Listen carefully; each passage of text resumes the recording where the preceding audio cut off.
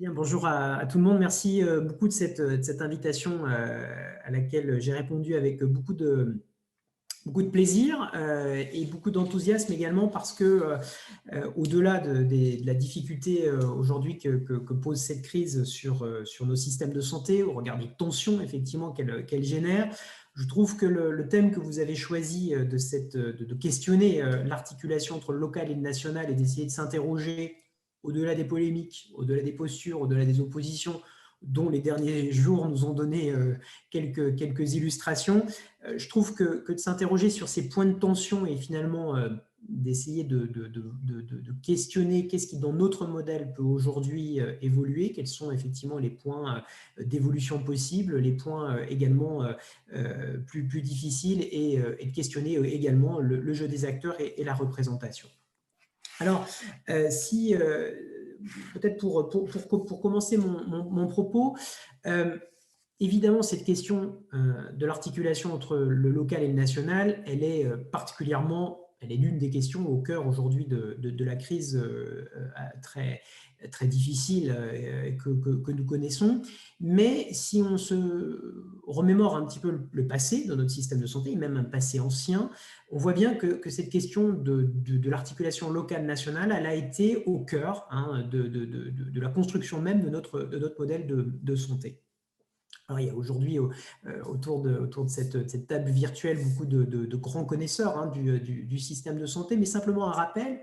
c'est qu'on a connu plusieurs époques, plusieurs âges dans la construction et dans l'organisation, dans l'articulation de notre système de santé, avec, c'est un premier point important, une histoire dans notre système de santé qui est une histoire d'essence territoriale, d'essence locale. Notre système de santé, tel que nous le connaissons, s'est construit depuis les territoires, depuis une organisation extrêmement décentralisée, d'abord avec cette histoire religieuse que l'on connaît tous de notre système de santé, avec les hôtels-dieux, avec les congrégations religieuses qui vont donner naissance aux hôtels-dieux, qui vont donner naissance aux premières organisations, et puis ensuite à la Révolution,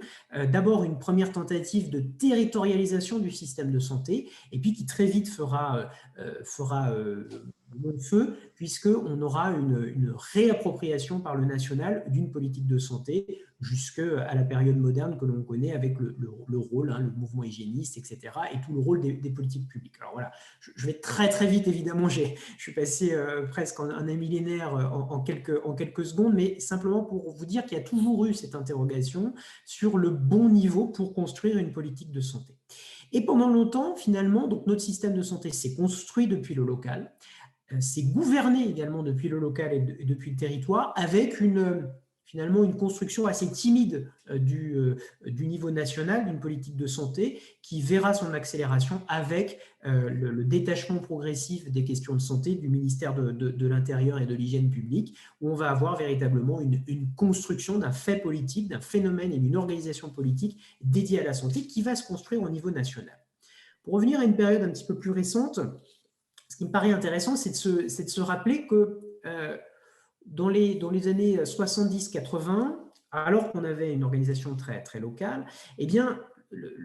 l'organisation locale, contrairement à ce à quoi on assiste depuis le début de cette crise, l'organisation locale a été vue, a été qualifiée, a été perçue comme source d'inefficacité dans notre système de santé.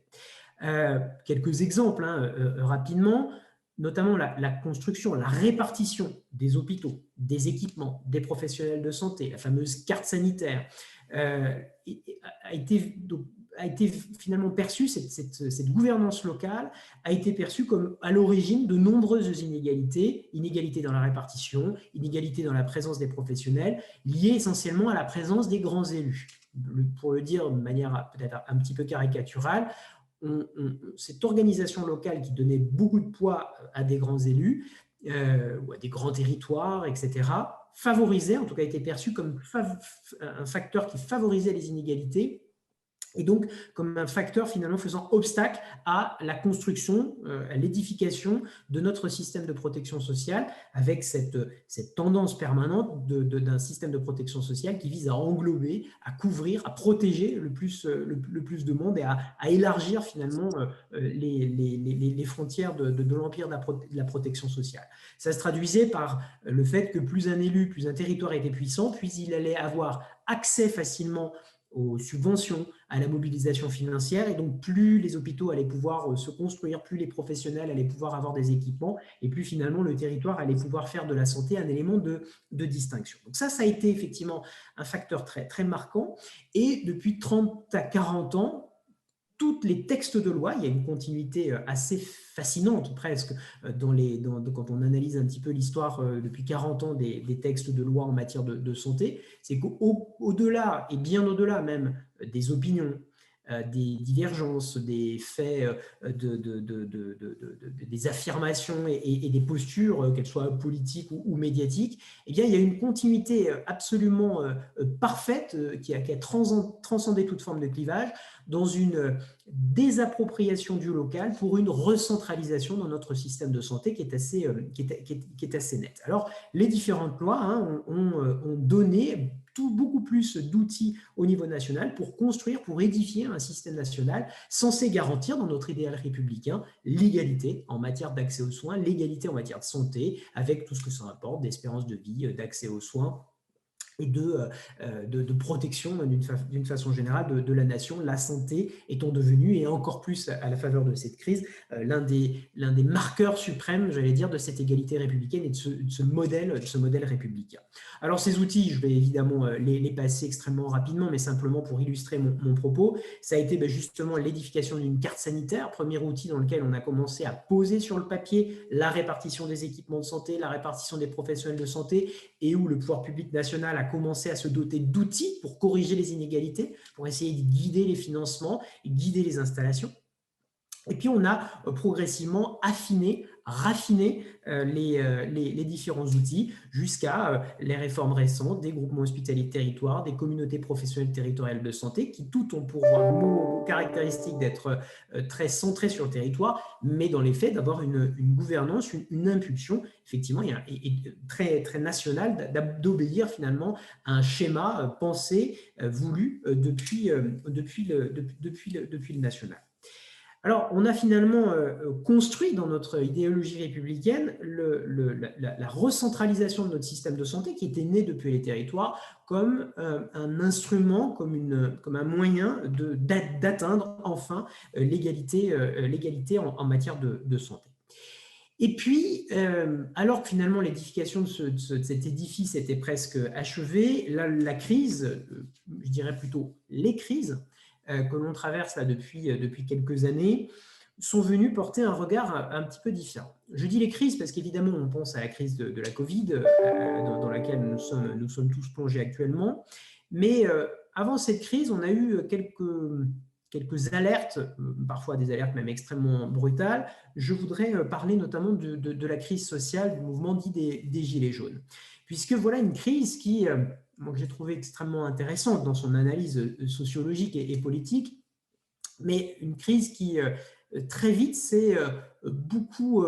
j'allais dire, cristallisée, beaucoup centrée autour des questions de santé. Alors évidemment, je ne parle pas des mouvements de protestation, des casseurs, etc., mais quand on analyse ce qu'il s'est dit lors des fameux grands débats qui ont été organisés partout dans les mairies le soir au sein des associations, mais également au moment de la rédaction des cahiers de doléances par les citoyens, que ce soit physiquement dans les mairies ou sur le site internet qui avait été mis en place par les pouvoirs publics, eh bien la grande surprise, moi j'avais eu l'occasion de discuter sur ce point avec Pascal Perrineau notamment, qui était l'un des observateurs, l'un des garants de ce grand débat national, eh bien ce qui avait frappé vraiment tous les observateurs, c'est la place prise par la santé. Et finalement, la santé apparaissait comme l'un des symptômes de la fracture territoriale, sociale, géographique, etc., que l'on constatait finalement d'une France morcelée, percevant finalement la santé comme n'étant plus un facteur de cohésion, un facteur d'inégalité, mais au contraire l'une des expressions des grandes inégalités que traverse et auxquelles fait face notre pays.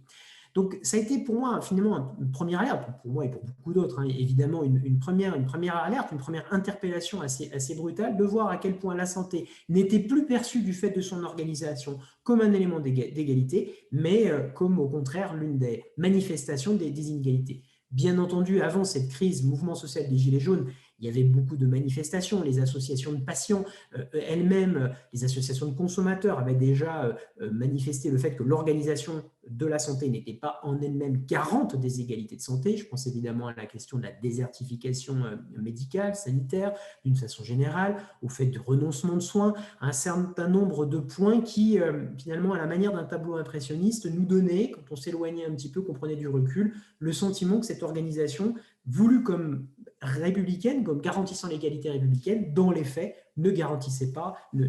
pas forcément la garantie d'une égalité républicaine, se traduisant, dans la région pour laquelle et au sein de laquelle aujourd'hui j'exerce, des inégalités qui sont très fortes, puisqu'on a plus de 7 ans et demi d'écart d'espérance de vie au sein de la plus riche région de France, la région Île-de-France. Donc, montrons bien finalement que notre système finalement ne parvient pas à atteindre l'objectif qu'on lui a fixé. Et la crise de la Covid, effectivement, elle est venue mettre en tension cette articulation entre le central et le national, avec finalement, peut-être parfois de manière un peu caricaturale, le local paraissant comme par essence plus garant de l'efficacité et de la garantie finalement républicaine d'égalité, le national étant perçu comme source d'inefficacité. Je ne partage évidemment pas ces visions caricaturales et je ne m'inscrirai pas là-dedans, parce que finalement, au-delà de ces oppositions qui sont liées pour des questions médiatiques, de posture, de temporalité politique, etc., ce qui est intéressant, je trouve au contraire, c'est que ces crises, pour parler au pluriel, ont fait apparaître de nouvelles sources d'interrogation. La première source d'interrogation, c'est évidemment la question des inégalités. Est-ce que avec la question fondamentale, est-ce que notre système, dans son organisation très centralisée, très nationalisée, avec les différents outils qui ont été construits et élaborés pour garantir le déploiement sur le territoire d'une politique et d'outils nationaux de gouvernance du système de santé, eh bien, est-ce que toute cette boîte à outils, est-ce que cette science de la santé est garante ou non de l'égalité? Eh bien, la réponse, elle est évidemment que non. D'autres facteurs viennent concourir et viennent mettre à mal finalement ce projet et cet idéal républicain.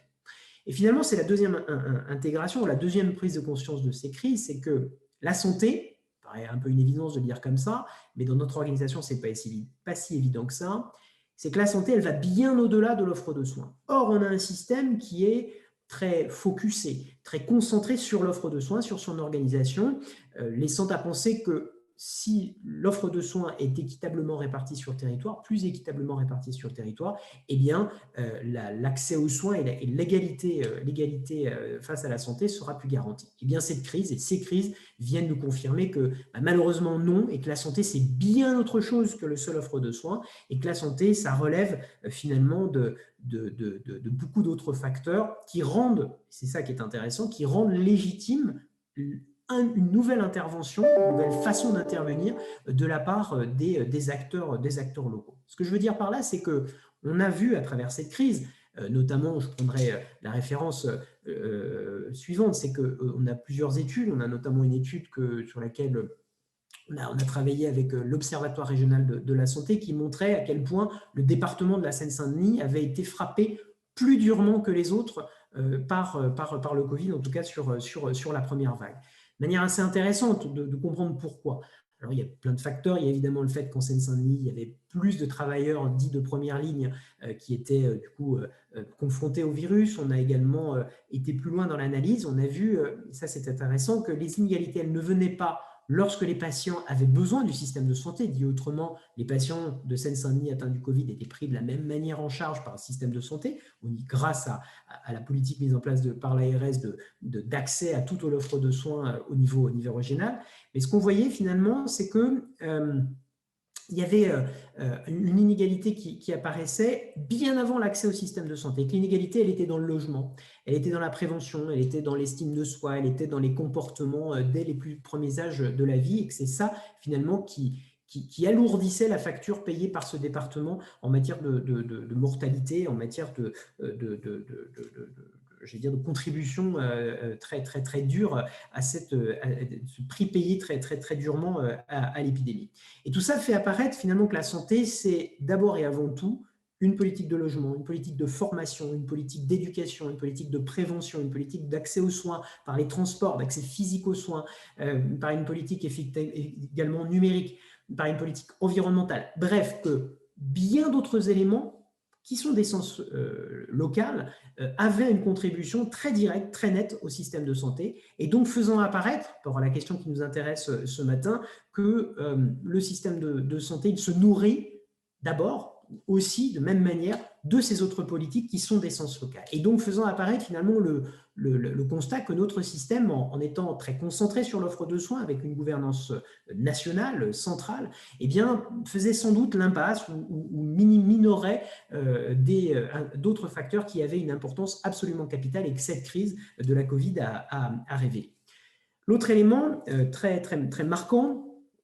c'est évidemment le besoin en matière de système de santé d'animer des communautés professionnelles au pluriel, des communautés de patients, des communautés d'élus, et que toute cette animation des communautés, pour pouvoir être efficace, efficiente, elle devait par essence être locale. Et ça, effectivement, notre système de santé ne sait pas bien aujourd'hui dans son organisation le prendre en compte, ou parfois encore trop maladroitement, même s'il y a beaucoup de bonne volonté dans ce système. On voit bien que cette organisation aujourd'hui, elle se heurte à cette animation, à ce besoin finalement d'animation de communautés, de contribution également des communautés. Et puis enfin, dernier point, puisque le temps passe, c'est la notion de confiance qui, moi, me paraît absolument fondamentale à travers cette crise. Avec cette crise, on voit bien que la question de la confiance, elle est centrale et elle revient finalement comme un peu, pour moi, le mot de cette crise, mot MOT et mot également MAUX. Le mot de cette crise, puisqu'on voit bien à travers aujourd'hui la vaccination, à quel point la question de la confiance, elle devient centrale, de recréer un lien de confiance. On l'a vu également à travers un certain nombre de comportements, également de phénomènes médiatiques. Je prendrai simplement un exemple, c'est le succès rencontré par le documentaire Hold Up, qui, au-delà effectivement de la notion de fausses nouvelles, de fake news, au-delà de la critique un peu d'un certain nombre d'éléments, de la méfiance vis-à-vis des laboratoires, vis-à-vis des professionnels de santé, des conflits d'intérêts, etc. Moi, ce qui m'a beaucoup interrogé, c'est le succès connu par ce documentaire qui doit nous dire quelque chose, qui doit nous interpeller et qui fait effectivement apparaître que la notion de confiance, elle est fondamentale. Et pour ma part, je pense que la proximité est en elle-même génératrice de confiance. Autrement dit, que plus un système est centralisé,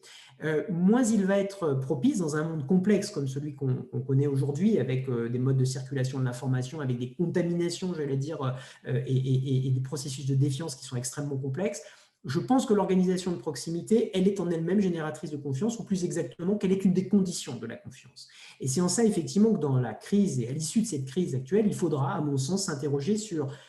la manière de reconstruire la confiance, la manière de reconstruire l'animation de communauté, qui devra, à mon sens, mieux prendre en compte et mieux être basée sur une dimension locale.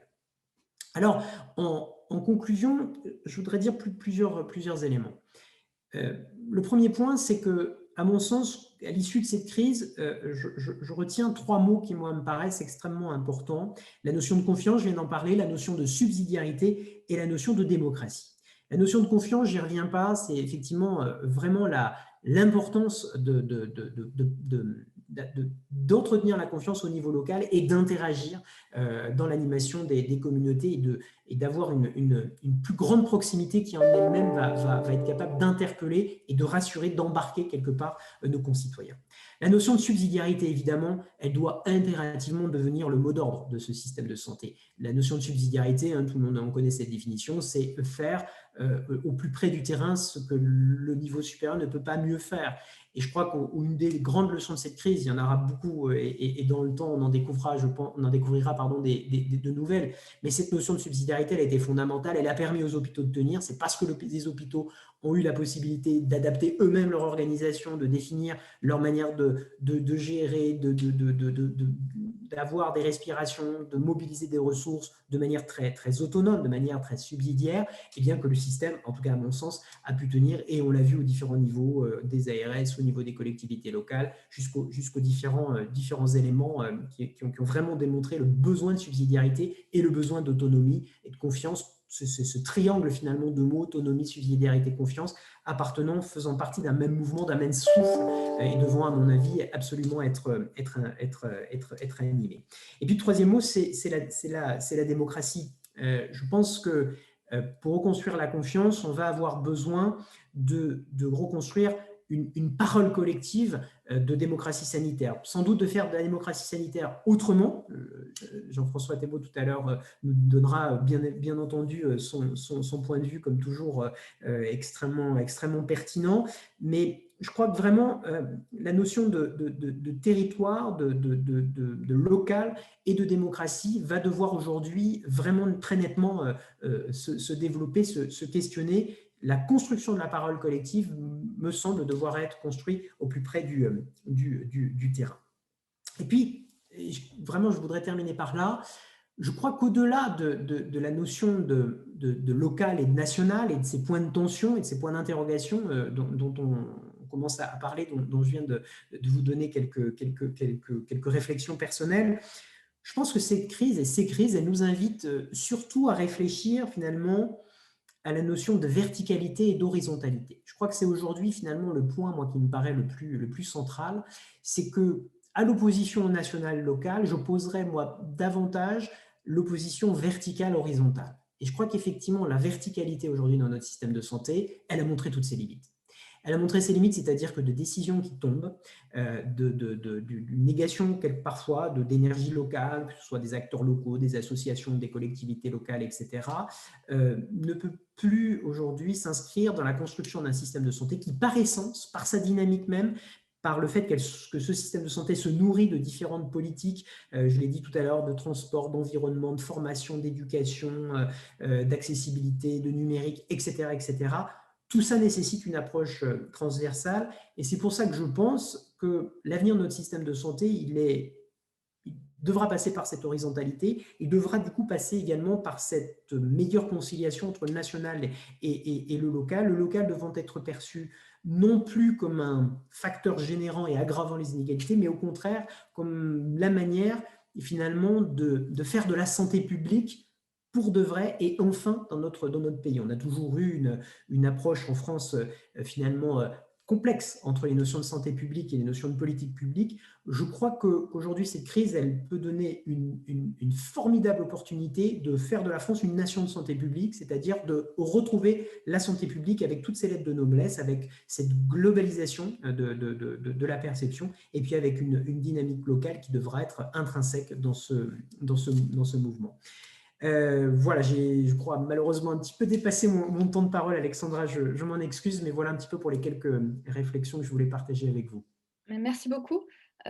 Merci beaucoup pour cet exercice peu évident d'à la fois de nous faire un retour historique bref sur